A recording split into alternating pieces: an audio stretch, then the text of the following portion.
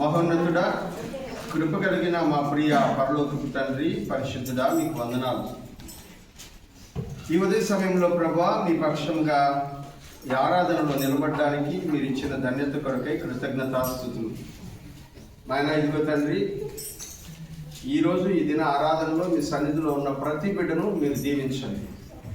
మీ పక్షంగా నేను నిలబడి ఉంటుండగా ఇక్కడి నుంచి ఏమి మాట్లాడాలో దానిని మాత్రమే మాట్లాడినట్లు నా ప్రాణాత్మ దేహములు మీ స్వాధీనంలో పెట్టుకోండి.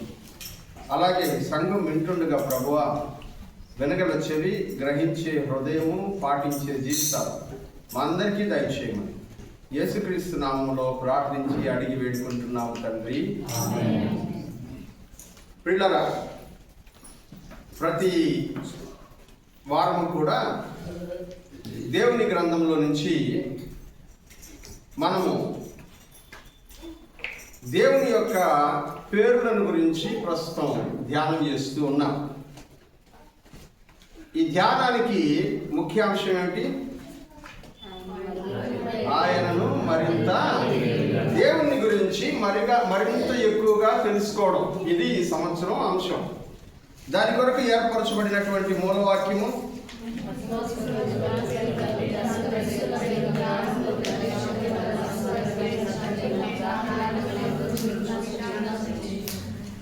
మీకు జ్ఞానము, ప్రత్యక్షతయు గల మనస్సు దేవునిని తెలుసుకున్నట్టు ఎందుకు కలగాలని భక్తుడైనటువంటి పౌలు గారు ప్రార్థన చేస్తున్నారని తెలియజేస్తూ ఉన్నాడు. ఈ అంశం ఆధారంగా దేవుని గురించి మనం ధ్యానం చేసుకోవడం ప్రారంభించాం. అందులో భాగంగా దేవుని గురించి తెలుసుకోవడానికి 3 మార్గాలని మనం పరిశీలిస్తూ ఉన్నాం. వాటిలో మొదటిది, ప్రకృతిని చూడడం ద్వారా, ప్రకృతిని విశ్లేషించడం ద్వారా మనము ఆయన గురించి ఎక్కువగా తెలుసుకోగలం. రెండవది, దేవుని వాక్యంలో దేవుని గురించి మనకి ఎంత మేరకు అవసరమో ఆ విషయాలన్నీ ఇందులో రాసి పెట్టాడు. దీన్ని చదవడం ద్వారా దేవుని గురించి మనం ఎక్కువగా తెలుసుకోగలం. మూడవదిగా, దేవునితో స్నేహం చేయడం మూలంగా దేవుని గురించి ఎక్కువగా తెలుసుకోగలం. మనము దేవునితో స్నేహం ఎలా చేయాలి అనే విషయాల గురించి ధ్యానం చేసుకుంటున్నప్పుడు యోబు భక్తుని దగ్గర మనం ప్రారంభించాం. ప్రియులారా, యోబు భక్తుడు దేవునితో స్నేహం చేయడం ప్రారంభించాడు. ఆ తర్వాత దేవుడు అబ్రహామును చూసి నా స్నేహితుడైన అబ్రహాము అన్నాడు. అందుకని అక్కడ ప్రారంభించి అబ్రహాము దేవుని స్నేహంలో ఏం తెలుసుకున్నాడు అని మనం నేర్చుకున్నాం. ఏం తెలుసుకున్నాడంటే అబ్రహాము దేవుని గురించి ఏం తెలుసుకున్నాడు? ఆయన గురించి అందరూ మేమేం తెలుసుకున్నాం, ఆయన ఏం తెలుసుకున్నాడో మాకేం తెలుసు అంటారా? చెప్పండి, ఏమేం తెలుసుకున్నాడు? యెహోవా ఈరిగా గట్టిగా చెప్పండి, ఏంటది? సగం చెప్పి ఆపేస్తే ఎంత అర్థం అవుతుంది? యెహోవా ఈరే.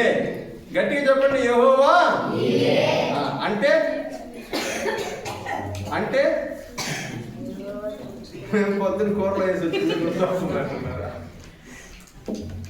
ఆయనే అన్నిటినీ చూసుకును, ఆయనే అన్నిటినీ చూసుకును.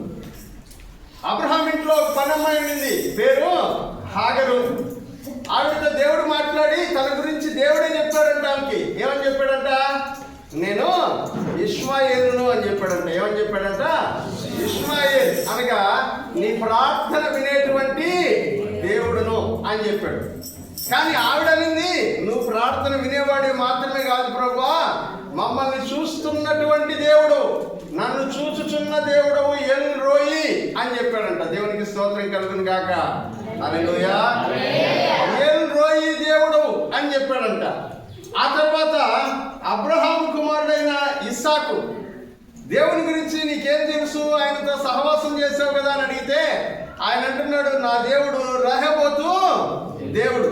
అంటే నాకు పాపము నుంచి, అలాగే శత్రువుల నుంచి, వ్యాధుల నుంచి ఎడము కలుగు చేసేటువంటి దేవుడు ఆయన రహబోతు దేవుడు అని అన్నాడు. ప్రియమైనటువంటి వాళ్ళారా, ఆ తర్వాత యాకోబు, ఇస్సాకు గారి కుమారుడైనటువంటి యాకోబుని అడిగితే ఆయన చెప్తాడు, నాకు చాలా రకాలుగా తెలుసు దేవుడు. మొట్టమొదట ఆయన నాకు బేతేలు దేవుడుగా పరిచయం అయ్యాడు అని చెప్పాడు. ఆ తర్వాత ఆయన అంటున్నాడు ఇశ్రాయేలు దేవుడు ఆయన అంటూ ఉన్నాడు. ఆ తర్వాత పెనూయేలు దేవుడు అంటూ ఉన్నాడు. ఆ తర్వాత ఆయన అంటున్నాడు ఎల్ షడాయి దేవుడు, సర్వశక్తి కలిగినటువంటి దేవుడు అని అంటూ ఉన్నాడు. ప్రియులారా, యాకోబు యొక్క కుమారుడు యోసేపు గారిని అడిగితే ఆయన అంటాడు, నా దేవుడు మనస్సే దేవుడు. మనస్సే అంటే నా కష్టములన్నిటినీ మరచిపోయేటట్లు చేసిన దేవుడు. ఆయన అంటాడు, ఆయన నాకు ఎఫ్రాయిము దేవుడిగా కనపడ్డాడు, కష్టాల్లో కూడా నన్ను అభివృద్ధి చేసినటువంటి దేవుడు. ఆయన ఎఫ్రాయిము దేవుడు అని అన్నాడు. ప్రియులారా, యోసేపు అయిపోయిన తర్వాత మనం మోషే గారి దగ్గరికి వచ్చాం. మోషే గారు అంటారు, అసలు నువ్వెవరో కూడా నాకు తెలియదు, నీ పేరేంటో కూడా నాకు తెలియదు అని అంటే, అప్పుడు దేవుడు తనను తాను మోషేకి ఇశ్రాయేలు ప్రజలకి పరిచయం చేసుకున్నాడు. దేవుడు ఏమని పరిచయం చేసుకున్నాడు మోషేకి? నేను ఉన్నవాడను, యెహోవాను, ఉన్నవాడను అని పరిచయం చేసుకున్నాడు. ఉన్నవాడు అని మోషేకి పరిచయం చేసుకున్నాడు, ఉన్నవాడు అని ఇశ్రాయేలు ప్రజలకు కూడా పరిచయం చేసుకున్నాడు దేవుడు. ఆ తర్వాత గడిచిన వారంలో మనం ధ్యానం చేసుకున్నాం. ఇశ్రాయేలు ప్రజలతో దేవుడు మాట్లాడి ఆయన అన్నాడు, నేను యెహోవా రాఫా, స్వస్థపరచు దేవుడను అన్నాడు. దేవునికి స్తోత్రం కలుగును గాక. హల్లెలూయా. ఎవరంటే ఆయన స్వస్థపరిచేటువంటి దేవుడు. అవును, మన సంఘంలో ఈ మధ్యకాలంలో అనేకులకు అనారోగ్యం ఏర్పడింది. దేవుడు తన చేయి జాపి స్వస్థపరిచాడు. దేవునికి స్తోత్రం కలుగును గాక. హల్లెలూయా. జయరామన్న ఆరోగ్యాన్ని స్వస్థపరిచాడు. కోటకి కొరకు మనం అందరం వెళ్ళి ప్రార్థన చేసాం. దేవుడు ఆమెని స్వస్థపరిచాడు. చక్కగా మాట్లాడగలుగుతుంది, నడవగలుగుతుంది. దేవుడు కృప చూపించాడు. ఒకసారి చెప్పలు కూడా దేవునికి స్తోత్రం.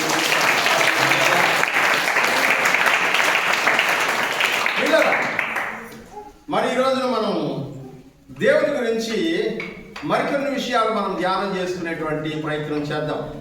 ఇశ్రాయేలు ప్రజలు గత వారంలో మనం చూసాం, వాళ్ళు మారా అనేటువంటి స్థలానికి వచ్చారు. మారాలో నీళ్లు చేదుగా ఉన్నాయంట, తాగడానికి అనుకూలంగా లేవు. చేదైనటువంటి ప్రదేశంలో వాళ్ళు ఉన్నారు. అలా ఉన్నప్పుడు దేవుడు ఆ చేదు నీటిని మంచి నీళ్లుగా మార్చి ఆ స్థలానికి మారా అనేటువంటి పేరు, చేదు అనేటువంటి స్థలంలో దేవుడు వాళ్ళకి స్వస్థతనిచ్చాడు కనుక ఆయన అన్నాడు, నేను నిన్ను స్వస్థపరచు యెహోవాను, యెహోవా రాఫా దేవుడును అని చెప్పాడు. ఇశ్రాయేలు ప్రజలు అక్కడే ఉండిపోవడానికి కాదు వచ్చింది.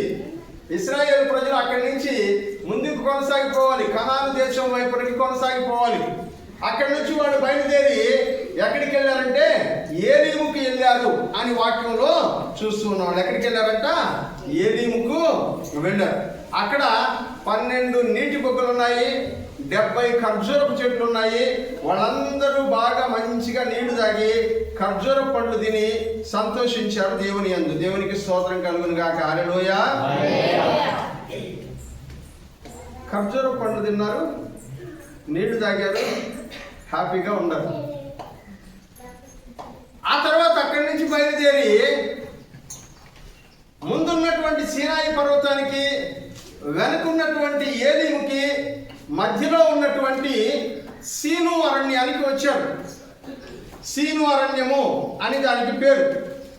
ఇప్పుడు ఆ సీను అరణ్యము దగ్గరికి వచ్చిన తర్వాత మనుషులందరికీ అప్పుడప్పుడు ఒక రకమైనటువంటి ఏదో చెప్తారు కదా, పురుగు తలుస్తుంటుంది. వీళ్ళకి ఒక పురుగు లోపల ప్రవేశించింది. ఏమిటి ఆ పురుగు అంటే, వాళ్ళ మనసుకి ఐగుప్తు దేశంలో తిన్న మాంసం గుర్తొచ్చేసిందంట.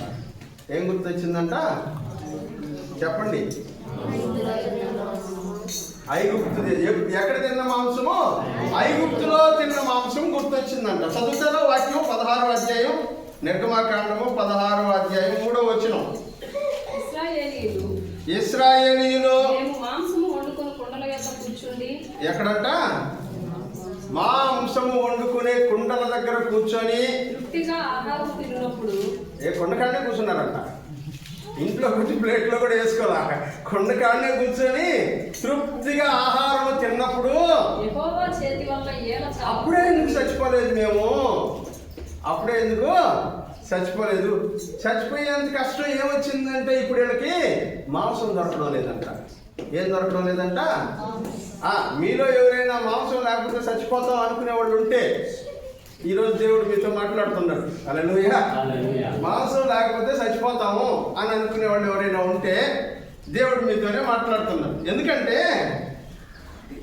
ఇశ్రాయేలు దేశం నుంచి బబులోను దేశానికి ఒక 15 ఏళ్ల యవనస్తుడు బానిసగా కొనుక్కోబడ్డాడు. ఒకరు కాదు, చాలా మంది తీసుకెళ్ళబడ్డారు. వాళ్ళల్లో 4 గురించి దేవుని యొక్క వాక్యం రాస్తుంది. వాళ్ళకి అక్కడ మంచి మాంసం పెట్టారంట, తినడానికి బాగా తృప్తిగా తినడానికి కావలసినంత మాంసం పెట్టారంట. కానీ ఆ 4 యవనస్తులు ఏమన్నారంటే, మాకు ఈ మాంసం వద్దు, ఏం కావాలా? కందిపప్పు, పెసరపప్పు, మినపప్పు అట్లాంటి పప్పులు ఉంటే ఏంటి అని అన్నారంట. ఈరోజు ఆదివారం పప్పు చేసి ఆదివారం చర్చికి వచ్చి చూడండి, ఇంటికి పోయిన తర్వాత మీ పరిస్థితి ఎట్లుంటుందో మీకు అర్థం అవుతుంది. అంతేనా? పొద్దున్నే వేసేసి 2-3 జీవహత్యలు చేసేసి వచ్చేసి ఉంటాం మనం. మన పని అది. వాక్యం తెలియజేస్తుంది, మాంసాపేక్ష కలిగినటువంటి ఈ ప్రజలందరూ కూడా మోషే దగ్గర సణుక్కోవడం ప్రారంభించారంట. మాకు మాంసం ఇవ్వలేదు, మాకు మాంసం ఇవ్వలేదు అని సణుక్కోవడం ప్రారంభించారు. అందుకని దేవుడు ఏం చేశాడంటే ఇశ్రాయేలు ప్రజలతో చెప్పాడంట, రోజు సాయంత్రం పూట మాంసము, పొద్దున పూట మన్నా, మీకు కావలసినంత దొరుకుతుంది. పొద్దున్నే పోయి ఏరుకొచ్చుకోవాలా, సాయంత్రం పోయి ఏరుకొచ్చుకోవాలి. పొద్దున్నే మన్నాన్ని ఏరుకోవాలా, సాయంత్రం పూరేళ్ళు వచ్చి మీ యొక్క ఇళ్ళ దగ్గర వాళ్తే వాటిని ఏరుకొని వాటి మాంసాన్ని తినాలి. మీరు దేవుణ్ణి స్తుతించడానికి మీకు ఫుడ్కి ఏ కొదువ ఉండదు అన్నాడు. దేవునికి స్తోత్రం కలుగును గాక. హల్లెలూయా. ఇప్పుడు కూడా సంతోషంగా ఉంది. మాకు కూడా ఆ మాట చెప్పినాడు. ఈరోజు దేవుడు అనుకుంటున్నారు మాంసాపేక్ష కలిగిన జనులు. వెంటనే అక్కడ ఏమైందంట, వాక్యంలో మీరు చదివితే, వాళ్ళు ఆ మాంసమును తీసుకొని తింటూ ఉండగానే ఏం జరిగిందంటమ్మా? చదవండి.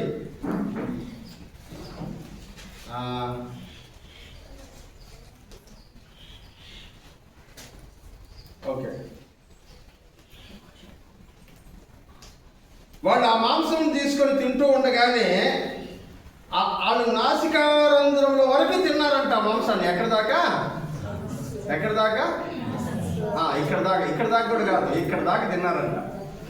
ఆ మాంసము వాళ్ళ పళ్ళ సందులో ఉండగానే ఏం జరిగిందంట? తెగులు వారి మీదకి వచ్చి పడి అనేకులు చనిపోయారు ఆ రోజున అని వాక్యంలో చూస్తున్నాం. ఇది ఒక సంఘటన. అదే రోజు దేవుడు చెప్పాడు, మీకు మన్నాను కురిపిస్తాను, హాయిగా మన్నా తినండి అన్నాడు. మన్నాను తింటున్నారు కొంతకాలం. దేవుడు ప్రజలను ఇంకొంచెం ముందుకు తీసుకెళ్ళాడు. ఇంకొంచెం ముందుకు తీసుకెళ్ళిన తర్వాత వాళ్ళు రెఫీదీము అనే ప్రాంతానికి వచ్చారు. ఎక్కడికి వచ్చారు? రెఫీదీము అనే ప్రాంతానికి వచ్చారు. అక్కడ ఏమి లేవంట? నీళ్ళే లేవంట. ఏం లేవంట? త్రాగడానికి నీళ్ళే లేవు. ఆ ఊళ్ళో, ఆ ప్రాంతంలో నీళ్ళే లేవు. ఇశ్రాయేలు ప్రజలందరూ మారోలో అన్నా కొంచెం నీళ్లు ఉన్నాయి, కాకపోతే చేదుగా ఉన్నాయి. ఇక్కడ నీళ్ళే లేవు. డ్రై ల్యాండ్, పూర్తిగా ఎండిపోయింది దేశం. అట్లాంటి ప్రదేశంలోకి వచ్చి తాగడానికి నీళ్లు లేకపోతే ఇశ్రాయేలు ప్రజలందరూ మోషే మీద సణుక్కోవడం ప్రారంభించారు. మమ్మల్ని ఇక్కడికి తీసుకొచ్చావా, నీళ్లు లేకుండా తీసుకొని వచ్చి ఇక్కడే చంపేయడానికి తీసుకొచ్చావా అని మోషేని అడగడం ప్రారంభించాడు. అప్పుడు మోషే దేవుని దగ్గరికి వెళ్ళి అడిగాడు, ప్రభువా వీళ్ళకి నీళ్లు నేను ఎక్కడి నుంచి తెచ్చేది అని అడిగితే దేవుడు అన్నాడంట, ఇశ్రాయేలు ప్రజల పెద్దలను తీసుకెళ్ళు, నీ చేతిలో నేను ఒక కర్ర ఇచ్చున్నాను కదా, ఆ కర్రను తీసుకెళ్ళు హోరేబు అనే స్థలం దగ్గరికి వెళ్తే అక్కడ ఒక బండ ఉంటుంది. ఆ బండకి నీకు ఎదురుగా నేను నిలబడతాను, నీ చేతిలో ఉన్న కర్ర తీసుకొని బండ మీద కొట్టు, అప్పుడు బండ మీకేమిస్తుంది? నీళ్ళు ఇస్తుంది. బండ మీకేమిస్తుంది? నీళ్ళు ఇస్తుంది. మోషే దేవుడు చెప్పిన ప్రకారము చేశాడు. బండలో నుంచి త్రాగడానికి నీళ్ళు వచ్చాయి. దేవునికి స్తోత్రం. హల్లెలూయా. బండలో నుంచి నీళ్ళు వచ్చాయంటే గ్లాసులు వచ్చినాయి అనుకోబాకండి, బాటిల్స్ లో పట్టుకునేంత నీళ్ళు అనుకోబాకండి. 25 లక్షల మంది త్రాగడానికి, స్నానాలు చేయడానికి, బట్టలు తుక్కోవడానికి ఎన్ని నీళ్లు అవసరమో అన్ని నీళ్లు ఆ బండలో నుంచి ప్రవహించాయి. దేవునికి స్తోత్రం కలుగును గాక. హల్లెలూయా. వాక్యంలో భక్తులైనటువంటి పౌలు గారు కొరింథీయులకు రాసిన పత్రిక 10వ అధ్యాయంలో దీని గురించి మాట్లాడుతూ అంటారు, వాళ్ళందరూ ఒకే బండలోని నీళ్లు త్రాగిరి, ఆ బండ క్రీస్తే అని దేవుని వాక్యంలో చెప్తాడు. ఆ బండ ఎవరంట? క్రీస్తే, యేసు ప్రభువే ఆ బండ. ఇప్పుడు దేవుడు అన్నాడు, బండ దగ్గరికి నువ్వు వెళ్ళు, నీకు ఎదురుగా నేను వచ్చి నిలబడతాను, కర్ర తీసుకుని ఎవరిని కొట్టాలంట? నువ్వు బండని కొట్టాలి. కానీ బండకు ముందు ఎవరు ఉంటారంట? యేసు ప్రభు ఉంటాడు. యేసు ప్రభు మీద దెబ్బ పడగానే ఏం జరుగుతుందంట?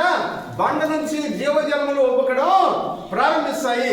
అలాగే మన ప్రభు అయినటువంటి యేసుక్రీస్తు కలువరి శిలువ ఎదుట నిలబడినప్పుడు దేవుని యొక్క ధర్మశాస్త్రం అనేటువంటి కర్ర ఆయన మీద పడగానే ఆయన శరీరంలో నుంచి ధారాపాతంగా రక్తము కారి మనందరి యొక్క ఆత్మ దాహమును తీర్చేటువంటి బండగా మన ప్రభు అయినటువంటి యేసుక్రీస్తు మార్చబడ్డాడు. దేవునికి స్తోత్రం కలుగును గాక. హల్లెలూయా.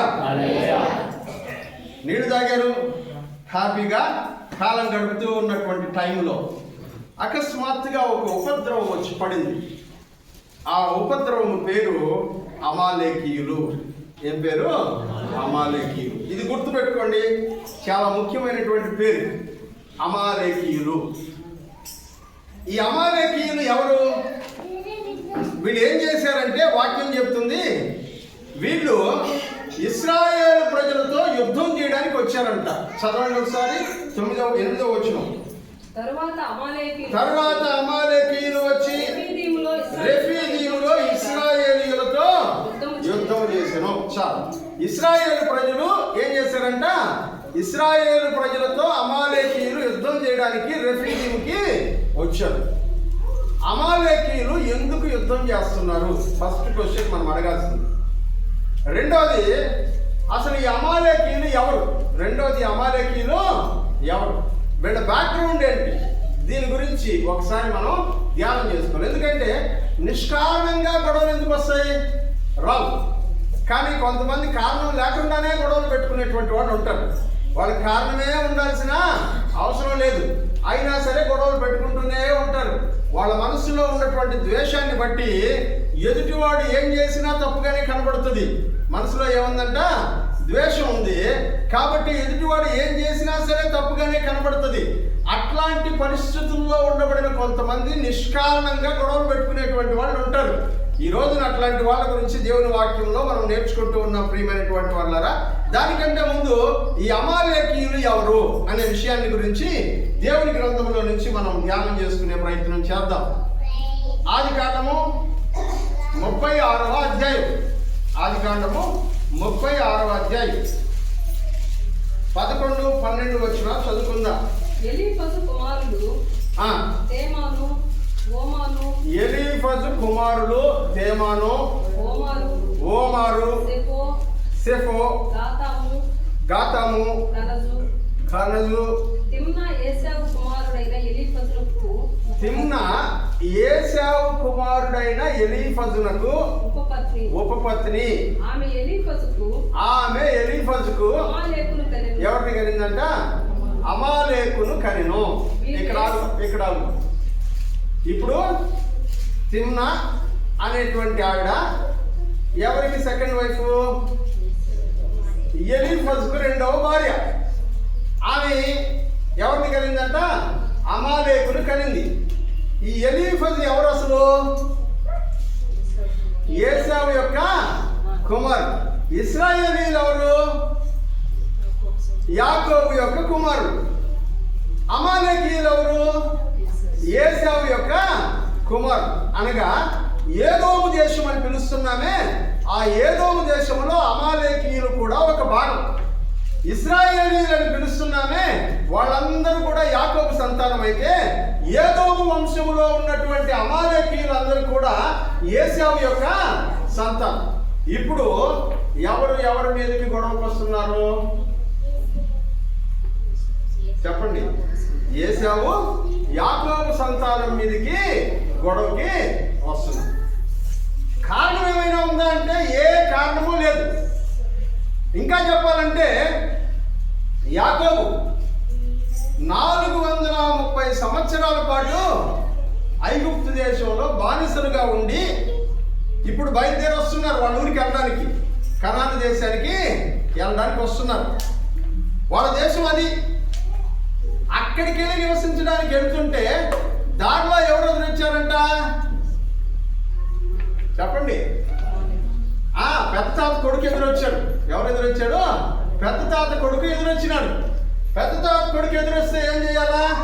ఏ అబ్బాయి బాగుండాలా, ఎక్కడున్నారు, ఇంతకాలం ఏం చేస్తున్నారు, ఇదిగో నీళ్లు తాగండి, ఇదిగో టిఫిన్ తినండి, ఇదిగో భోజనం చేయండి అని చెప్పి ఇంటికి తీసుకెళ్ళి పరామర్శించి ఆదరించి ఆ తర్వాత ఇదిగో మేము పొలం దగ్గరికి వెళ్తున్నామంటే మేము కూడా వస్తాం పదండి మీతో దాకా, మిమ్మల్ని ఎవరైనా ఆపుతారేమో మేము కూడా నిలబడతాం అని తోడుగా వెళ్ళి అక్కడ దాకా దించి రావాల్సినటువంటి వాళ్ళు వీళ్ళు. కానీ వీళ్ళు ఏం చేస్తున్నారంట? వీళ్ళే యుద్ధానికి వస్తున్నారు. వీళ్ళే యుద్ధానికి వస్తున్నారు. చదువుదామా? మరొక వచనాన్ని చదువుకుందాం దేవుని వాక్యంలో నుంచి.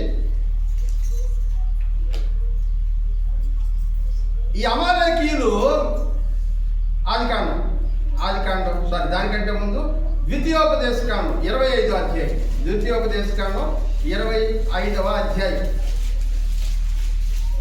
12 నుంచి 17 వచనాల వరకు చూద్దాం. హెచ్చు తగ్గులు గల వేరు వేరు తునికరాళ్ళు నీ సంచిలో ఉంచుకొనకూడదు. హెచ్చు తగ్గులు గల వేరు వేరు తూములు నీ ఇంట ఉంచుకొనకూడదు. నీ దేవుడైన యెహోవా నీకిచ్చుచున్న దేశంలో నీవు దీర్ఘాయుష్మంతుడు అగునట్లు తక్కువవి కానీ న్యాయమైన తునికరాళ్ళు. 17కి వచ్చేయమ్మా. మీరు ఐగుప్తులో నుండి వచ్చుచుండగా మార్గమున అమాలేకీయులు నీకు చేసిన దానిని జ్ఞాపకము. ఒక నిమిషం అక్కడ ఉంది. ఇప్పుడు ఏం చేశారంట? సహాయం చేయాలా అనేటువంటి ఆలోచనను వదిలిపెట్టి వాళ్ళే ఇశ్రాయేలు ప్రజల మీదకి యుద్ధానికి వెళ్ళి వాళ్ళను సంహరించి వాళ్ళ దగ్గర ఉండేటువంటి ఆస్తిపాస్తులన్నీ పట్టుకొని లాక్కెళ్ళిపోవాలన్నటువంటి ఆలోచనతో ఉన్నారు. ప్రియమైన వాళ్ళారా, మనకి ఇక్కడ ఒక పాఠం. మీ అన్నదమ్ముడు, నీ బంధువు, నీ రక్త సంబంధి కష్టాల్లో ఉంటే ముఖం తప్పించుకొని తిరగకూడదు. యెషయా గ్రంథం అనుకుంటాను 58వ అధ్యాయంలో ఈ మాటను ఒకసారి చదవండి. మనం చాలాసార్లు దాన్ని చదువుకున్నాం. యెషయా గ్రంథము 58వ అధ్యాయం 58వ అధ్యాయం 58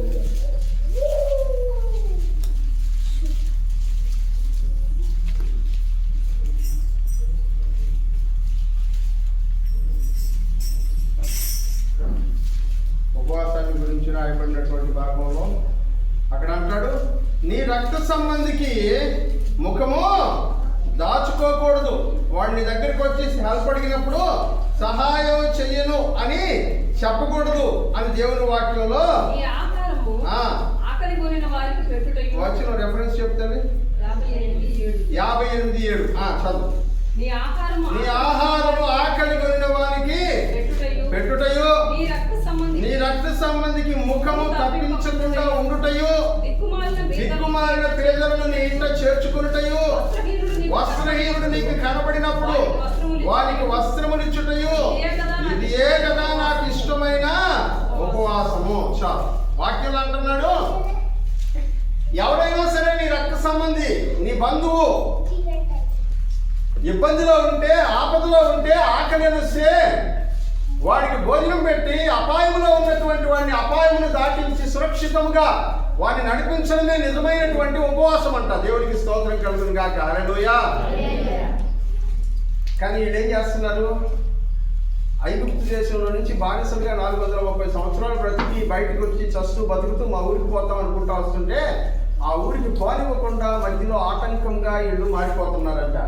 అందుకని దేవుడు ఇశ్రాయేలు ప్రజలతో ఏమని చెప్తున్నాడంటే, వీళ్ళకి మీకు ఎప్పటికీ శాశ్వత శత్రుత్వం అట్లాగే ఉండిపోద్ది అన్నాడు. హల్లెలూయా. దేవుడు ఒకరిని నాకు శత్రువులు అని చెప్తున్నాడు. ఎవరు శత్రువులు అవుతారు దేవునికి? వాక్యంలో దేవుడు దీనులకు దయ చూపించి అహంకారులను ఎదిరించును. అప్పుడు అహంకారులందరూ దేవునికి చెందు. రెండవదిగా మనం చూస్తున్నాము, మనతో ఉండబడినటువంటి వాడికి, ఇబ్బందిలో ఉన్నటువంటి వాడికి, కష్టము కలిగినటువంటి వాడికి సహాయం చేయకపోగా వారిని శ్రమ పెట్టేటువంటి వారందరూ కూడా ఎవరికి శత్రువులంట?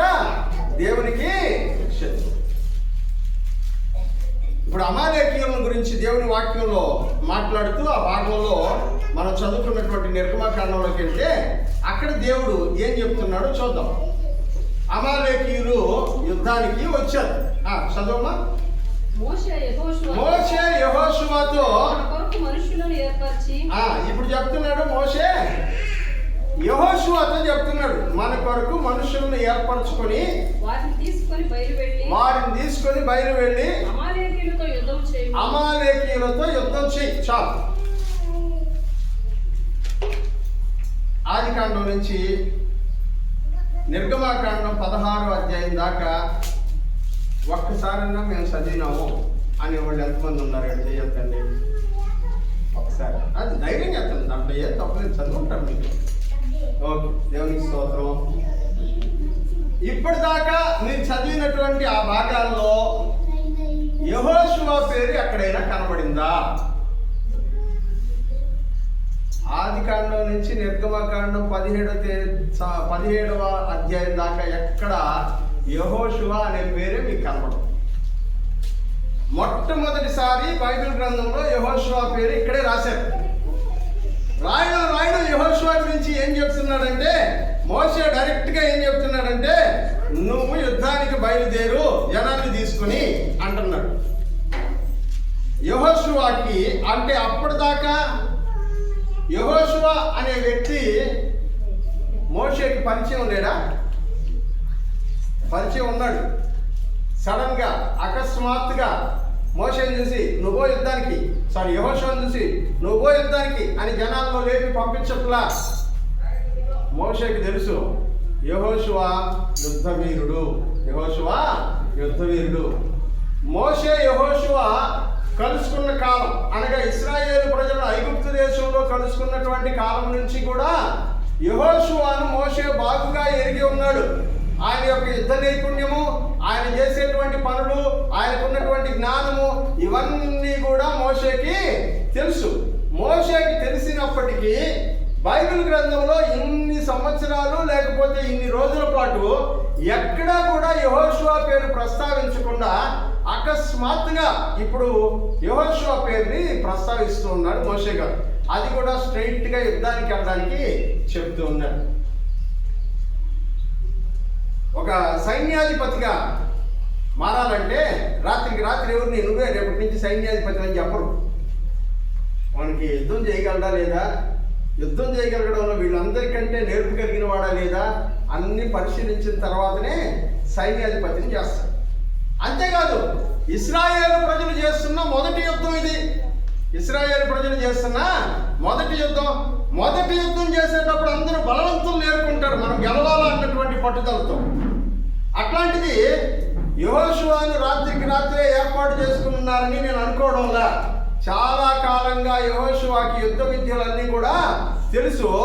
తగిన సమయం వచ్చేంత వరకు యెహోషువ పేరుని దేవుడు బయట పెట్టలేదు. దేవునికి స్తోత్రం కలుగును గాక. హల్లెలూయా. మన జీవితంలో కూడా అంతే. మనలో దేవుడు చాలా రకాలైనటువంటి కృపావరాలను, తలాంతులను నిలబెట్టి ఉంటాడు.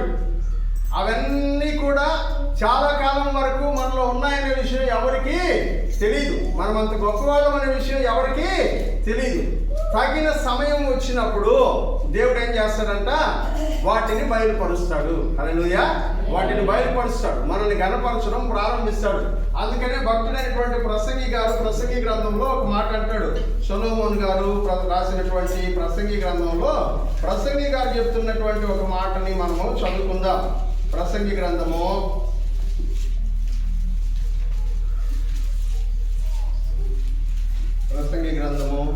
3వ అధ్యాయం 1వ వచనం. ప్రతిదానికి సమయం కలదు. ఆకాశము క్రింద ప్రతి ప్రయత్నమునకు ఒక టైం ఉంది. పుట్టడానికి, చచ్చుటకు, చచ్చిపోవడానికి. నాటుటకు. దేనికంటే పుట్టడానికి ఒక టైం ఉంది. కొంతమంది అంటారు, ప్రభువా నన్ను ఇంకా తీసుకుపోలేదు ప్రభువా, ఒక టైం ఉంది తీసుకుపోతాడు, ఉండించడు కదా, తీసుకుపోతాడు. మనం ఆగలేము. ఈ లోపలే ప్రభువా నన్ను తీసుకోపోకుండా ఇంకా ఇక్కడే ఉండించున్నాం, అట్లనే ఇప్పుడే వచ్చేసి దేవుడు తీసుకెళ్ళిపోతానంటే కూడా ఒప్పుకోడు. అప్పుడు మనసు రాదు పోవడానికి కూడా కదా. పుట్టుటకు, చచ్చుటకు. హల్లెలూయా. పుట్టడానికి, చనిపోవడానికి ఒక సమయం ఉంది. హల్లెలూయా. చదువు. నాటుటకు, నాటబడిన దానిని పెరికి వేయడానికి, చంపుటకు, బాగు చేయుటకు, పడగొట్టుటకు, కట్టుటకు, ఏడ్చుటకు. ఏంటంట? ఏడవడానికి, నవ్వడానికి కూడా. కొంతమంది ఏడవలసిన టైంలో నవ్వుతుంటారు, నవ్వాల్సిన టైంలో ఏడుస్తుంటారు. నిన్న ఒక బర్త్డే ప్రేయర్ పెనుబడుతుంది.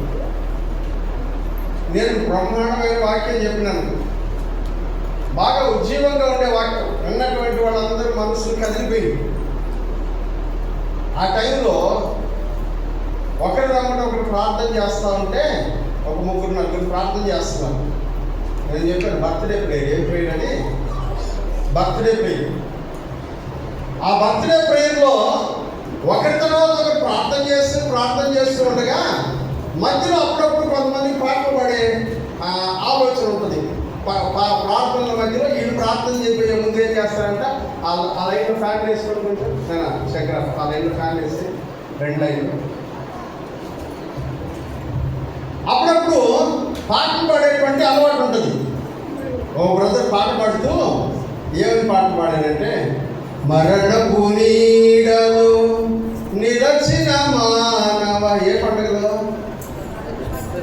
పుట్టినరోజు పండుగలో. ఏ పాట పాడుతున్నారు?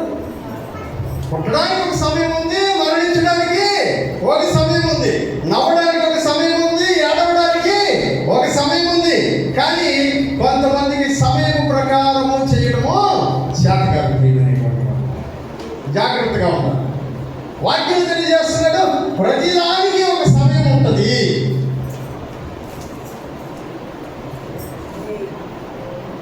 ఒక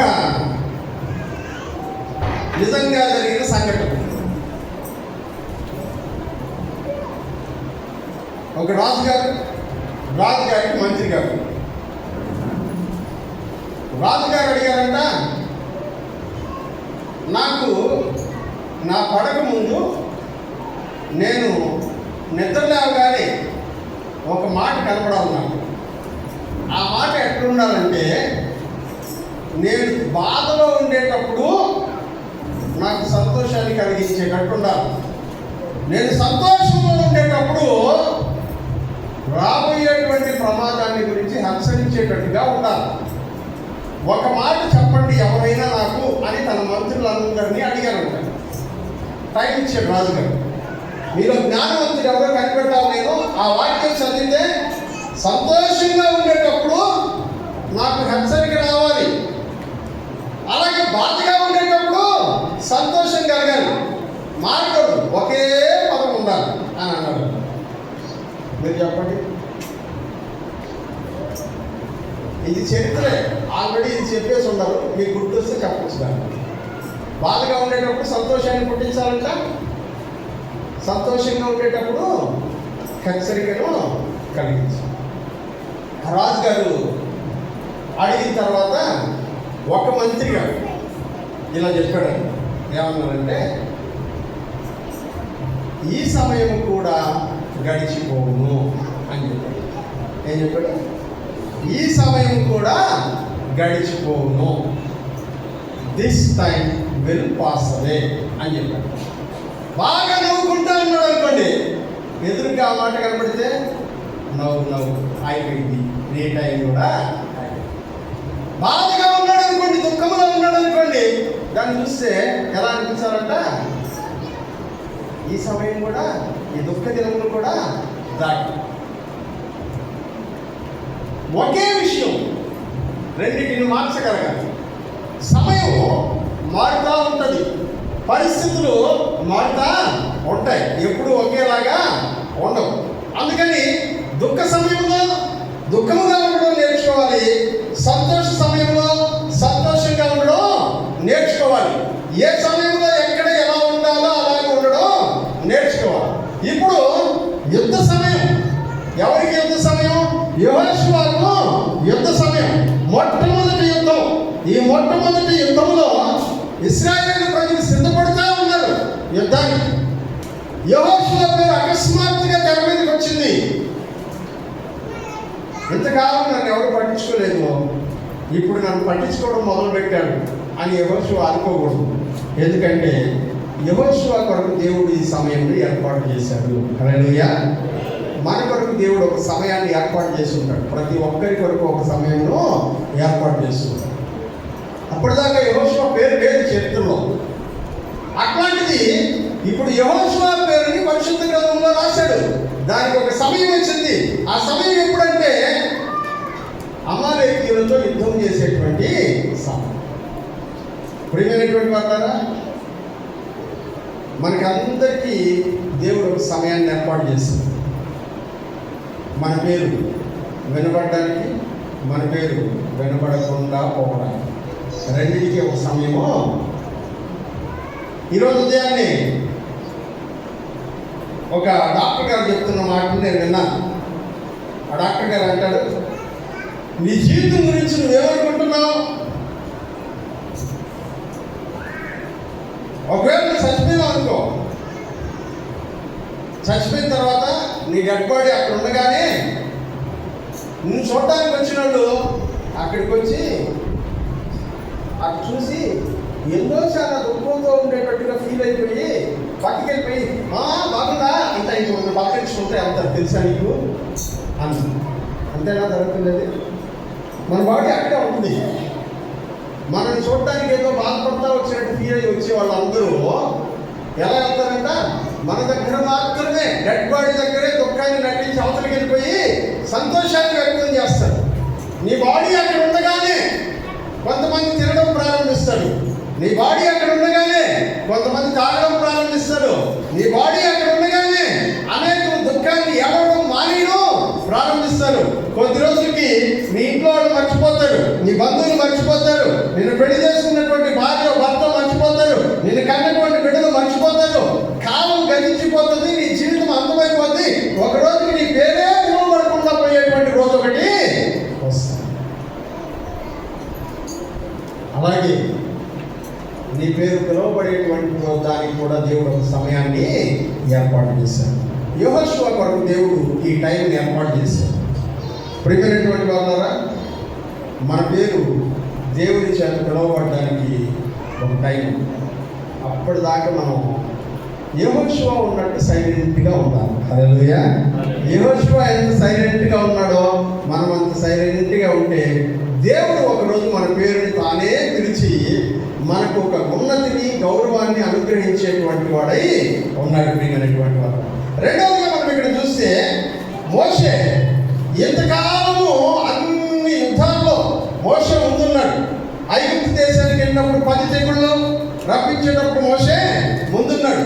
ఎర్ర సముద్రం దగ్గర మోషే ముందున్నాడు. మారా నీళ్ళ దగ్గర మోషే ముందున్నాడు. ఎలీము దగ్గర మోషే ముందున్నాడు. ఇప్పుడు రెఫీదీము దగ్గరికి వచ్చాడు. ఇప్పుడు మాత్రం మోషే ఏం చెప్తున్నాడంటే, యెహోషువ నువ్వు వెళ్ళి యుద్ధం చేయి. హల్లెలూయా. ఎవరైనా యుద్ధం చేయాలంట? నువ్వు వెళ్ళి యుద్ధం చేయి, నేను రాను యుద్ధానికి. చదవడమా నిర్గమకాండం 17వ అధ్యాయం. మన కొరకు మనుషుల్ని ఏర్పరిచి వారిని తీసుకుని బయలు వెళ్ళి అమాలేకీయులతో యుద్ధము చేయము. నేనేం చేస్తానో తెలుసా? కర్ర ఎత్తుకొని పోయి కొండ పైన కూర్చుంటా. యుద్ధం చేయడానికి ఎవరంట? మోషే రాడు. మొదటి యుద్ధం, ఫస్ట్ యుద్ధం ఎట్లుండాలంటే యెహోషువకి, యెహోషువ నేను ఈ పక్కన ఉంటా, పద యుద్ధం చేయి అని అంటే యెహోషువకి చాలా ధైర్యంగా ఉంటుంది. కానీ ఆ పరిస్థితి లేదు. మోషే ఏమంటున్నాడంటే, నేను రాను యుద్ధానికి, నేను ఈ కర్ర ఎత్తుకొని కొండపైకి వెళ్ళి కూర్చుంటా, అక్కడి నుంచి యుద్ధం చూసుకుంటా, నువ్వు యుద్ధం చేయాలి భూమి మీద కింద లోయలో నువ్వు యుద్ధం చేయాలి. న్యాయాధిపతుల గ్రంథంలో దెబోరా అనబడినటువంటి ఒక స్త్రీ, ఒక న్యాయాధిపతి ఉండేది. ఆయన ఒక వ్యక్తి దగ్గరికి వెళ్ళి, నువ్వు యుద్ధం చేయి, నేను నీ ప్రక్కన నిలబడతాను, దేవుడు నీ యుద్ధానికి వెళ్ళమంటున్నాడు అని చెప్పాడు. ఆ వ్యక్తి ఏమన్నాడంటే, నేను ఒక్కడిని వెళ్ళను యుద్ధానికి, నువ్వు వస్తే వెళ్తా అన్న.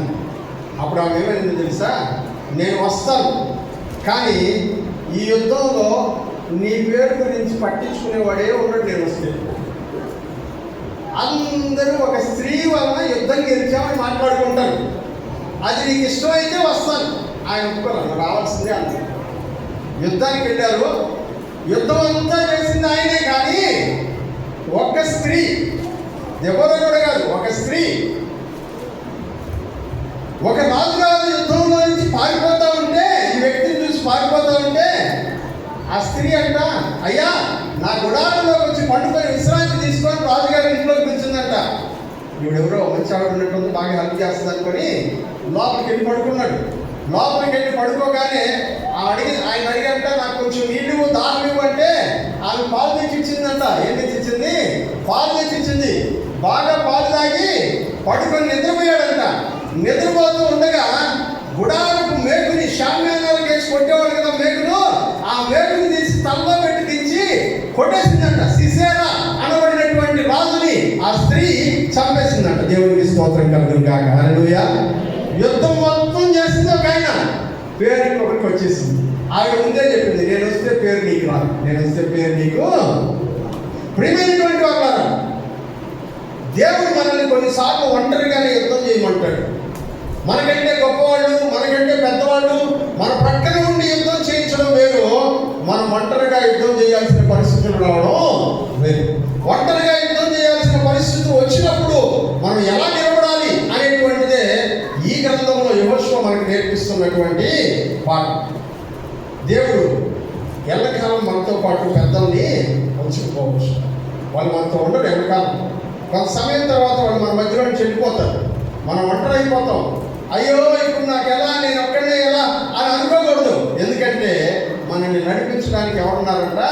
దేవుడు ఉన్నాడు. హల్లెలూయా.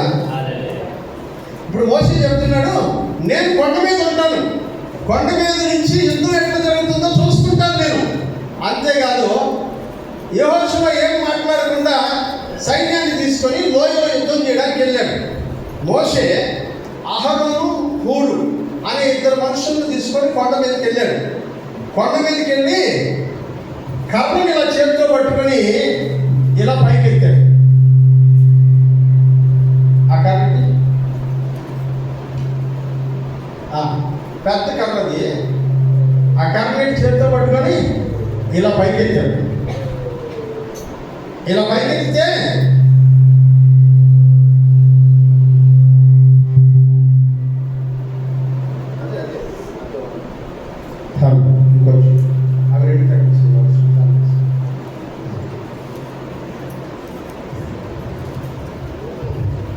ఆ కర్రని ఇలా పైకెత్తితే కింద యెహోషువ చేసేటువంటి యుద్ధంలో యెహోషువ గెలుస్తూ ఉన్నాడంట. అప్పుడప్పుడు కర్రని ఇట్లా పట్టుకుంటారంటే కొంచెం చేయనే పడుతుంది కదా. మోషే ఏం చేశాడంటే కర్రని కిందకి దించేసాడంట. అప్పుడప్పుడు చేతుల్లోకి కర్రని కిందకి దిస్తే యెహోషువ ఇశ్రాయేలు ప్రజల యుద్ధంలో ఓడిపోతున్నారంట. మోషే చూశాడు, నేను ఈ కర్ర పైకి ఎత్తి పట్టుకున్నంతసేపు నేను గెలుస్తున్నాను, కర్ర దించేసినప్పుడు ఓడిపోతూ ఉన్నాను, ఇది ఎలా అని అనుకుంటూ ఉండగా కొంచెం తగ్గింది. ఇశ్రాయేలు ప్రజలు కింద ఓడిపోకుండా ఉండడానికంట మోషే ఈ కర్రను ఇలా ఎత్తి పట్టుకున్నాడంట, రెండు చేతులతో ఇలా ఎత్తి పట్టుకున్నాడంట. అప్పుడప్పుడు కిందకి దిగుతున్నాయంట బరువుకి, చేతులు అలాగే నిలబెట్టలాగా కిందకి బరువు దిగుతూ ఉంటే మీ ఇద్దరు ఇటు రండి, నాకు నందా శంకర ఇక్కడికి వచ్చి బైక్ వచ్చి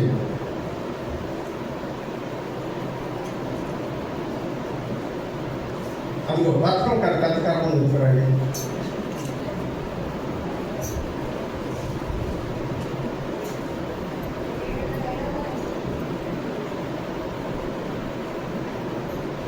మోషే ఇలా కర్ర పైకి ఎత్తుకొని ఇలాగే పెట్టుకుని ఉంటే గెలవడం, ఇశ్రాయేలు ప్రజలు గెలవడం సాధ్యపడుతుంది. అది చూశాడంట. అది చూసి దా మైక్ పట్టుకోవడం నీకు పట్టుకురాదంట. ఇట్లా ఎత్తి పట్టుకున్నాడంట. అది పట్టుకోవాలి, నేనే పట్టుకోవాలి. ఇట్లా ఎత్తి పట్టుకున్నాడంట. ఇట్లా ఎత్తి పట్టుకుంటే మోషేకి తెలియకుండానే చేతులు ఏమైపోతున్నాయంట, బరువుకి నొప్పికి కిందకు వచ్చేస్తా ఉన్నాయంట. ఇది పూరు ఆహారంలో ఇద్దరు చూసినారంట. చూసి అరే మోషే గారు కూడా ఎంతసేపు పట్టుకుంటాడు, కానీ ఆయన కళ్ళెత్తి పట్టుకుంటేనే మనోడు గెలుస్తారు అని చెప్పి ఈ చెయ్యికి ఒక బోధం, ఈ చెయ్యికి ఒక బోధం ఆగించాడు. ఇప్పుడు నిలబడుకుని ఉంటాం. దేవునికి స్తోత్రం. హల్లెలూయా. ఈ చెయ్యి ఇట్లాగే పట్టుకుని ఉన్నారు. సాయంత్రం దాకా ఇట్లాగే పట్టుకుని ఉన్నాడు మోషే. ఇశ్రాయేలు ప్రజలు గెలిచి యుద్ధాన్ని అమాలేకీయుల చేతిలోంచి గెలిచి వచ్చేసారు. దేవునికి స్తోత్రం కలుగును గాక. హల్లెలూయా. మోషే ఒక్కడే పైకి వెళ్ళలా, ఇంకో ఇద్దరిని తీసుకెళ్ళాడు. హల్లెలూయా. హూరు అహరోను ఇద్దరిని తీసుకెళ్ళాడు. ఎందుకు అంటే ఇదిగో తన చేతులు బరువు ఎక్కినప్పుడు తన చేతులు క్రిందకి జారిపోకుండా ఉండడానికి వాడు భుజాలు ఆనిస్తే దేవుని యొక్క సేవకుడు యుద్ధంలో గెలవడానికి ఏం చేస్తున్నాడంట, ప్రార్థన చేస్తూ ఉంటాడు. దేవునికి స్తోత్రం కలుగును గాక. హల్లెలూయా. Thank you. కర్ర ఒప్పించేయండి.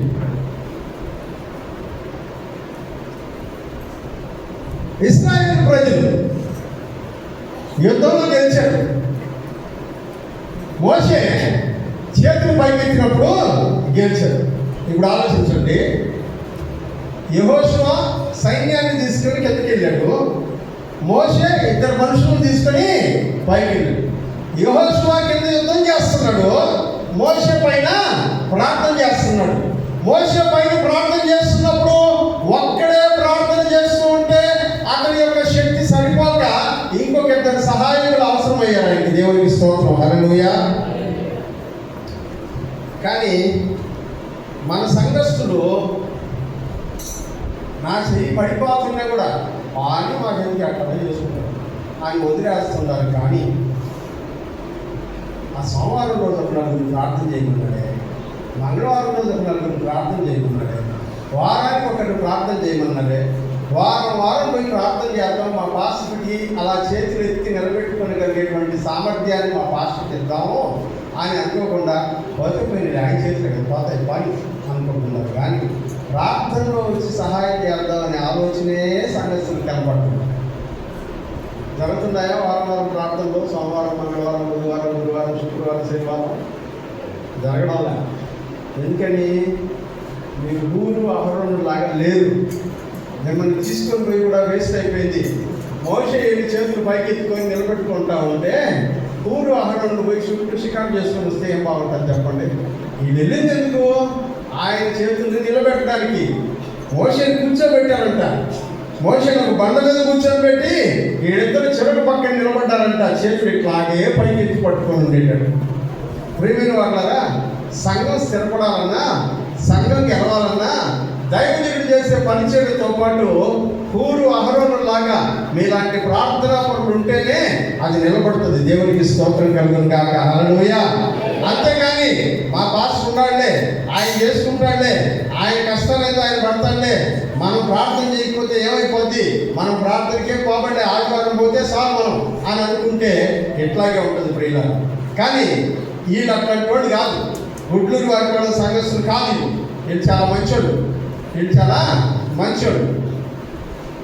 చేతులెత్తి నిలబెట్టాడు. అట్లాగే యెహోషువ దగ్గర ఉండేటువంటి వాళ్ళు కూడా గుడ్లూరు వారి వాళ్ళ సంఘస్థులు లాంటి వాళ్ళు కాదు.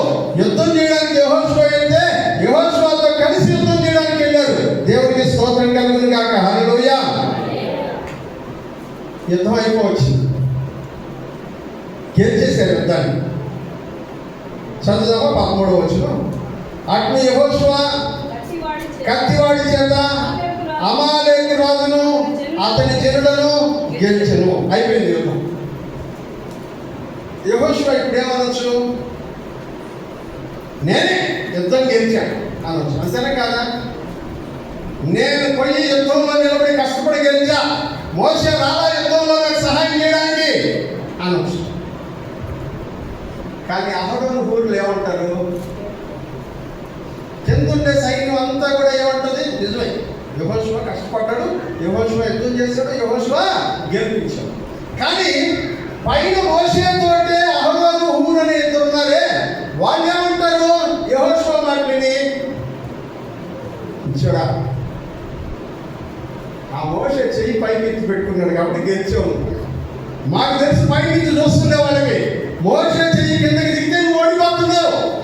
అట్లాంటిది ఉదయం నుంచి సాయంత్రం దాకా అలసట లేకుండా చేతులు అలాగే పైకెత్తి పెట్టుకున్నాడు నువ్వు గెలవడానికి. ఆయనకి హెల్ప్ చేసి దేవుడు తెలుసా, అలాగే చేతులు నిలబడడానికి నేను అహరోను హెల్ప్ చేశావు అని ఊరు చెప్తాడు. యెహోషువ అంటాడు, అవునా?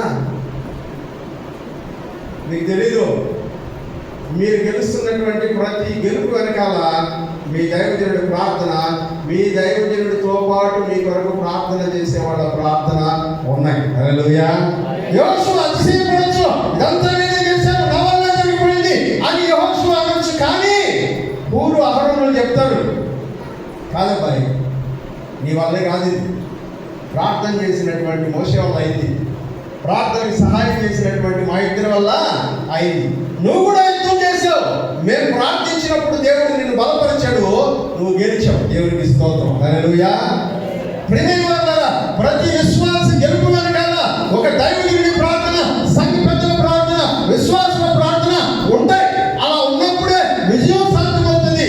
అంతేగాని నా ఒక్కడి వల్లే ఇది జరిగిపోయింది అని అనుకోవాకు. నా ప్రార్థన వల్లే అన్నీ జరిగిపోయాయి, నేను చేసినటువంటి పనుల వల్లే అన్నీ జరిగిపోయాయి అని అనుకోబాకు.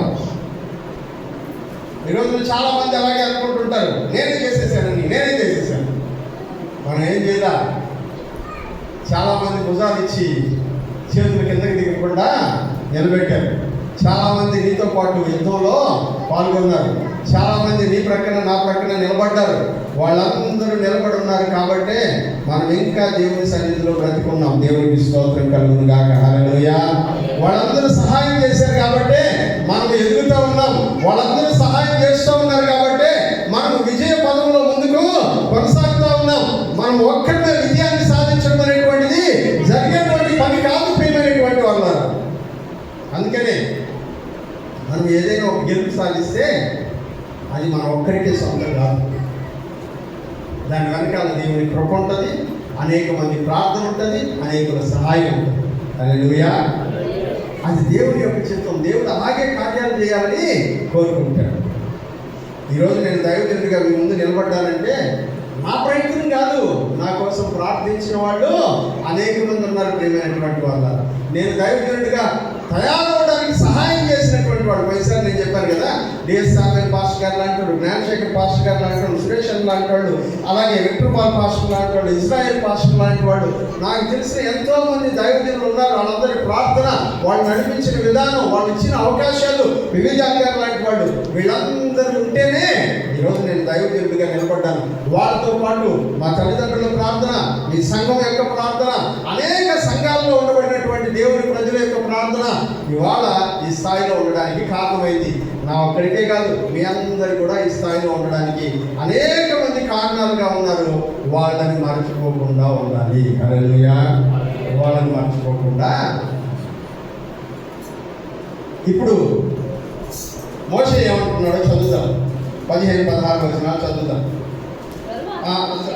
14 వచనం చదువుతాం. అప్పుడు యెహోవా మోషేతో ఇట్లనెను, నేను అమాలేకీయుల పేరు ఆకాశము క్రింద ఉండకుండా పూర్తిగా తుడిచివేయుదును కనుక జ్ఞాపకార్థముగా దీనిని రాసి యెహోషువకు. ఈ మాట చాలా ముఖ్యమైనది. దేవుడు చెప్తున్నాడు, అమాలేకీయులు ఈరోజు మీద యుద్ధం చేయడానికి వచ్చారే, ఈ జాతిని భూమి మీద కంప్లీట్గా లేకుండా నేను చూసేస్తాను. దేవుడు ఒకరిని లేకుండా నేను చేస్తాను అని చెప్పిన సంఘటన ఒకటే. దేవుడు చెప్తున్నాడు, వీళ్ళొద్దు, భూమి మీద వీళ్ళు ఉండకూడదు. ఎందుకు ఉండకూడదు? ఎందుకు ఉండకూడదు? దేవుడికి ఎందుకు అంత కోపం ఎడమదా అని అంటే గుర్తుపెట్టుకోవాలి. మీరు నేను దేవుడిచ్చిన ఆశీర్వాదాన్ని అనుభవించడానికి వెళుతూ ఉండగా దేవుని ఆశీర్వాదం మనకు అందకుండా ఆటంకం కల్పించేటువంటి వాడు ఎవరైనా సరే మన మార్గంలో ఉండకుండా దేవుడు తుడిచేస్తాడు. హల్లెలూయా. ఎందుకంటే ఆశీర్వదిస్తున్న వాడు ఎవరంట? దేవుడు.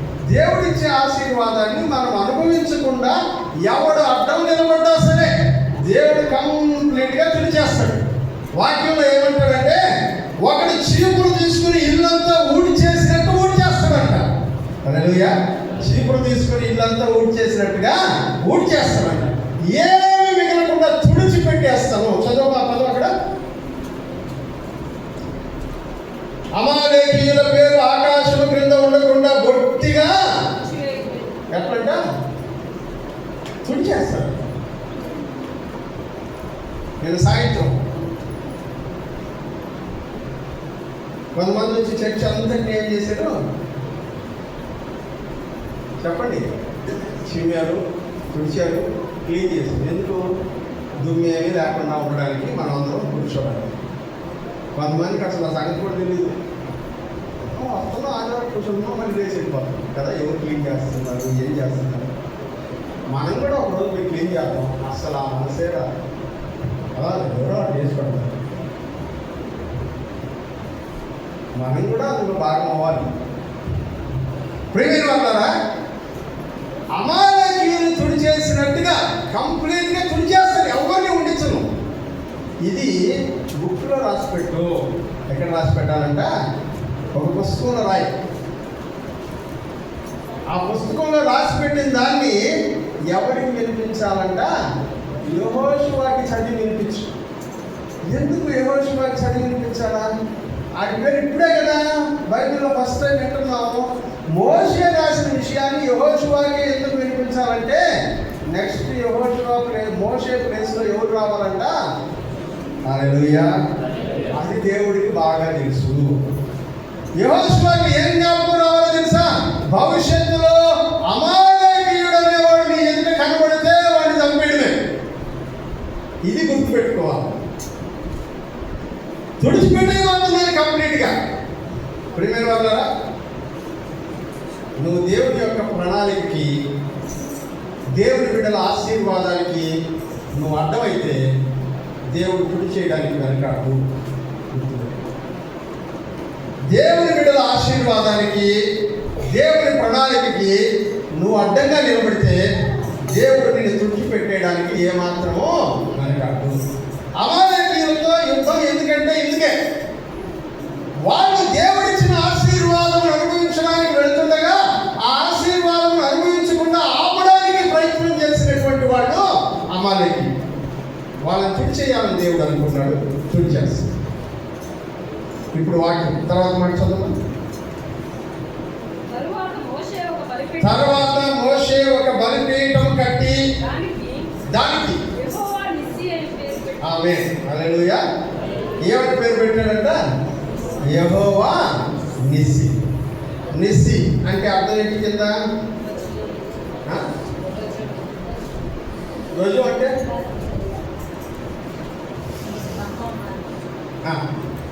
మనకు ధ్వజస్తంభం అని పేరు విన్నాం కాబట్టి స్తంభం అనుకుంటున్నాం. ధ్వజం అంటే పేరు మాత్రం మనం పెట్టేస్తాం. మనకి నిస్సి నిస్సి నిస్సి అని పెట్టేస్తాం. నిస్సి అంటే అర్థం ఏంటి? ధ్వజము. ధ్వజం అంటే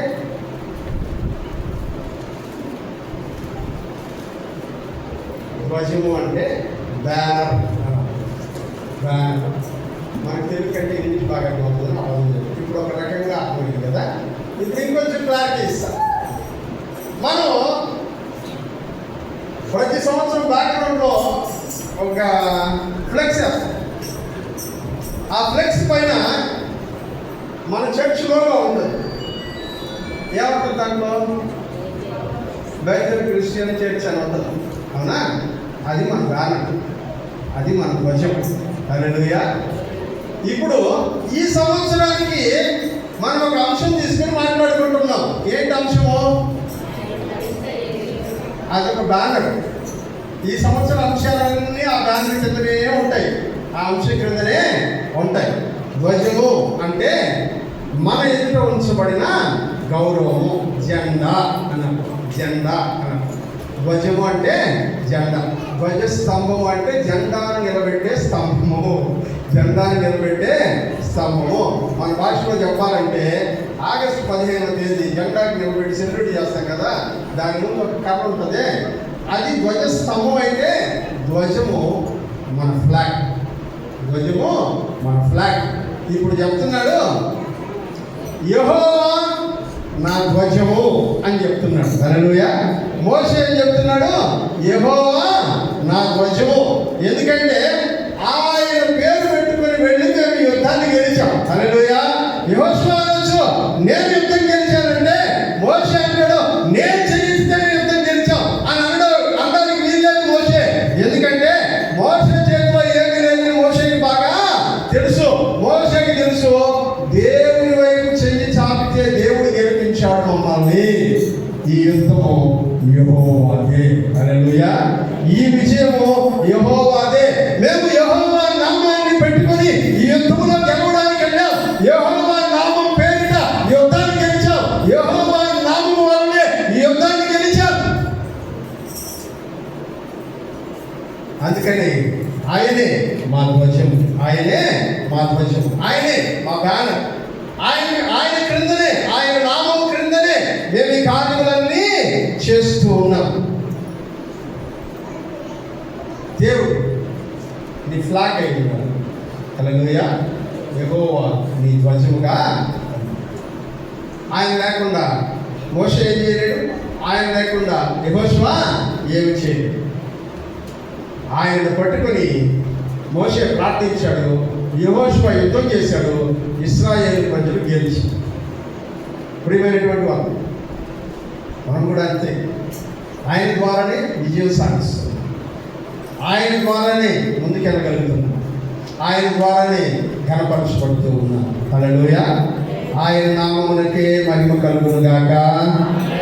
ఆయనే మన ధ్వజం, ఆయనే మన ధ్వజం. రక్తమే రక్తమే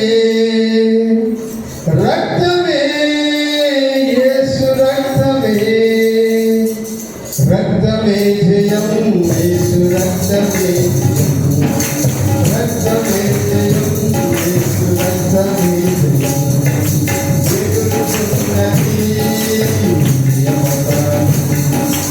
యేసు రక్తమే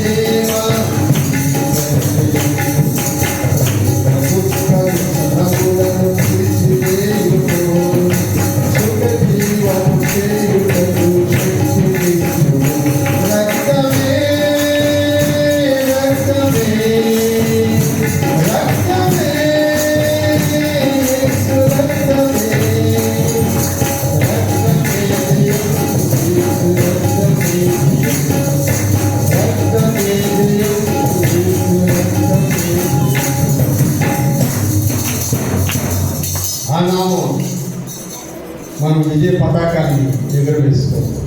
మోషే అంటున్నాడు యెహోవా నా విజయ పతాకమై ఉన్నాడు. హల్లెలూయా. ధ్వజము అంటే విజయ పతాకము.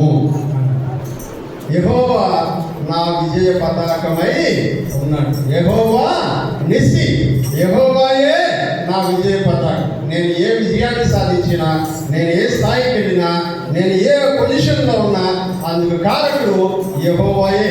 నా విజయానికి కారకుడు యెహోవాయే అని మోషే డిక్లేర్ చేసి, మోషేతో దేవుడు అన్నాడంట. ఏమన్నాడు తెలుసా? ఇక మీదట అమాలేకీయులు అనేటువంటి వాళ్ళు భూమి మీద కనపడకూడదు, వాళ్ళకి నాకు తరతరములకు యుద్ధము అని చెప్పాడంట. హల్లెలూయా. ఎప్పటిదాకా? తరతరాలుగా. అందుకనే అమాలేకీయుల పేరు సౌలు రాజు కాలం దాకా బలంగా కనబడింది. సౌలు రాజుతో దేవుడు అన్నాడు అమాలేకీయులను చంపేస్తాడు. సౌలు రాజు యుద్ధం చేశాడు, గెలిచాడు, కానీ అమాలేకీయులను బతికించాడు. అందుకని దేవుడికి కోపం వచ్చింది. సౌలు రాజును లాస్ట్లో చంపింది కూడా ఒక అమాలేకీయుడే. శత్రువుని మిగిలిస్తే శత్రువుని చంపేస్తాడు. అమాలేకీయుల గురించి మాట్లాడడానికి చాలా విషయాలు ఉన్నాయి. సౌలు రాజు అమాలేకీయుల్ని పోనీలే పాపం అని వదిలేశాడు దేవుడు చెప్పినా కూడా. కానీ అమాలేకీయుడే సౌలు రాజును లాస్ట్లో చంపేశాడు. దావీదు దగ్గరికి పరిగెత్తుకుంటూ వచ్చి సాక్ష్యం చెప్పాడు, నేనే చంపేశాను సౌలు రాజుని. ఎందుకు చంపావురా అని అంటే, ఆయన తల తిప్పి చేత పడిపోయి ఉన్నాడు, ఆయనే నన్ను చంపమని అడిగాడు, ఇంత పడి చచ్చిపోయిన తర్వాత బతకడానికి పోయి కత్తి తీసుకొని నేను నన్ను చంపేశాను అని చెప్పాడు. నువ్వు ఎవరికంటే నేను అమాలేకీయుడిని అన్నాడు. దేవుడు దావీదు అన్నాడు, అమాలేకీయుడు మిగలకుండా. దావీదు కాలంలో కంప్లీట్ స్వర్గం తుడిచేసి, దావీదు కాలం తర్వాత అమాలేకీయుడు నేను బైబిల్లో కాదు. నీ జీవితంలో దేవుని ఆశీర్వాదాన్ని నువ్వు పొందకుండా ఆటంకపరిచే ప్రతిదీ అమాలేకీయుడు. దేవుడు నిన్ను ఒక ఆశీర్వాదానికి కారకుడిగా చేశాడు. ఆ ఆశీర్వాదాన్ని పొందకుండా నిన్ను ఆటంకపరుస్తున్న ప్రతిదీ ఒక అమాలేకీయుడే. ఏం ఆటంకపరుస్తున్నాయి మిమ్మల్ని దేవుని ఆశీర్వాదాన్ని పొందకుండా? ఆ అమాలేకీయులను చంపకుండా మీరు ముందుకు కొనసాగడం, ఆ అమాలేకీయులను చంపకుండా మీరు పరిపూర్ణ విజయం సాధించడం వీలు కాదు. గెలిచినట్టే కనబడతారు, కానీ చివరికి అమాలేకీయులు చచ్చిపోతూ ఉంటారు. సౌలు రాజు చచ్చిపోతూ. అలా కాకుండా దావీదు వలె సమూల నాశనం చేయగలిగేటట్టు ఉండాలి. దావీదు దేవుని ఆశీర్వాదాన్ని పొందకుండా అమాలేకీయులు ఆపడానికి ప్రయత్నం చేశారు. కానీ దావీదు వాళ్ళని పరిపూర్ణంగా కంప్లీట్గా చేశారు. ఇక మీద సొలొమోను కాలంలో అమాలేకీయులు లేరు. సొలొమోను తర్వాత సొలొమోను యొక్క పిల్లల కాలంలో అమాలేకీయులు లేరు. కంప్లీట్గా చేశారు. మనం కూడా అలాగే ఉండాలి. మన జీవితంలో దేవుని ఆశీర్వాదాన్ని పొందకుండా ఆపుతున్నటువంటి అమాలేకీయుల్ని కంప్లీట్గా తుడిచేయగలిగేటువంటి వారంగా మనం ఉంటే విజయ పతాకం మన మీద ఎగురుతుంది. అప్పుడు మనం కూడా యెహోవా నిస్సి అని చెప్పగలుగుతాం. తనలో చెప్పుకుంటా ప్రార్థన.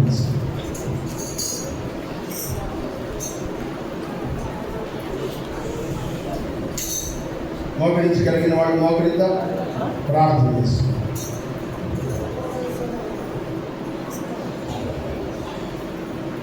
ఆయన మన విజయ పతాకం, ఆయనే మన విజయ పతాకం.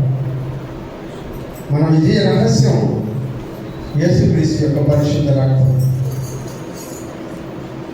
మన విజయ పతాకం పైన ఉన్నటువంటి పేరు యేసుక్రీస్తు అనే నామం. ఆయన పేరు చెప్తే సాతాను సైన్యం వణికిపోతాం. ఆయన పేరు చెప్తే వ్యాధుల బలహీనమైపోతుంది. ఆయన పేరులో విజయం, దయ్యపు కార్యాలను గెలిచే రక్తం, పాప క్రియల్ని తుడిచేసే రక్తం. ఆ విజయ పతాకం మీ జీవితంలో ఎగురుతుందా? యెహోవా నిస్సి, ఆయనే నా విజయ పతాకం. యేసుని నామం ఉచ్చరింపగనే సాతాను సైన్యము వణుకుచున్నది. వ్యాధుల బలము నిర్మూలమైనది. జయం పొందిడి నామము నమ్మినప్పుడే. రక్తమే రక్తమే రక్తమే యేసు రక్తమే. రక్తమే జయం, యేసు రక్తమే జయం. ఎగురుచున్నది విజయ పతాకం. యేసు రక్తమే మా జీవిత విజయం. వీడ అమాలేకీయులతో యుద్ధాన్ని గెలిపించింది ఉన్నవాడి నామం. అమాలేకీయులతో యుద్ధాన్ని గెలిపించింది ఉన్నవాడికి చేసిన ప్రార్థన. అమాలేకీయులతో యుద్ధాన్ని గెలిపించింది ఉన్నవాడి పక్షంగా నిలిచిన పోరాటం. మీ జీవితంలో అవి ఉన్నాయా? ఉంటే యెహోవా విజయ పతాకాన్ని మీ జీవితంలో ఎగరేయబోతూ ఉంటాయి. యేసు రక్తం ప్రతి అపవాది కార్యంలో నీ జీవితంలో నుంచి తుడిచిపెట్టబోతూ ఉంది. యేసుక్రీస్తు నామం నీలో ఉండబడినటువంటి అపవాది కార్యములన్నిటినీ పారదోలబోతుంది. విజయ పతాకాన్ని నీ మీద, నీ కుటుంబం మీద, నీ సంఘం మీద నా దేవుడు ఎగరవేయబోతూ ఉన్నాడు. విజయ పతాకాన్ని ఎగరవేసేటువంటి దేవుడు యెహోవా నిసి. యెహోవా నిసి. యెహోవా నిసి. పిల్లలు, ఆయన మీతోడుగా ఉన్నాడు. ఆయన నీ మధ్యగా ఉన్నాడు. ఆయన పేరు పెట్టుకుని వెళ్తా ఉన్నాం. వెళ్తున్నటువంటి ప్రతి మార్గంలో ప్రార్థన మర్చిపోబాక. వెళ్తున్నటువంటి ప్రతి మార్గంలో ప్రార్థన సహాయం తీసుకోవడం మర్చిపోబాక. చేస్తున్నటువంటి ప్రతి పనిలో పోరాటం మర్చిపోబాక. యేసు నామములో విజయ పతాకం ఎగురుతుంది నీ మీద. దేవుని కృప నేను వెంబడిస్తుంది. ప్రార్థన చేస్తుంది. చెప్పబడినటువంటి లేఖనాలు మధ్యలో ఉన్నటువంటి